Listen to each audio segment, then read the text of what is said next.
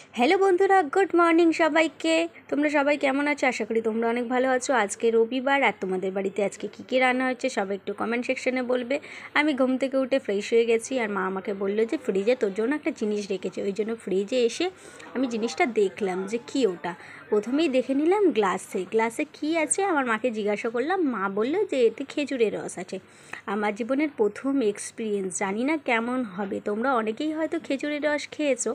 তোমরা সবাই আমাকে কমেন্টে জানিয়ে যে তোমরা কে খেয়েছো।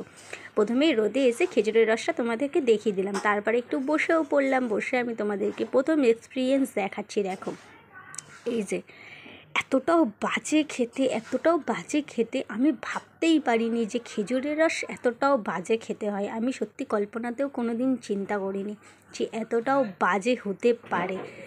আর আমার এইদিকে কফি দাঁড়িয়ে রয়েছিল। এই দেখো, আমি মুখে চুমুক দিতেই আমার মুখের এক্সপ্রেশন দেখে তোমরা অলরেডি বুঝে গেছো যে কতটা বাজে খেতে।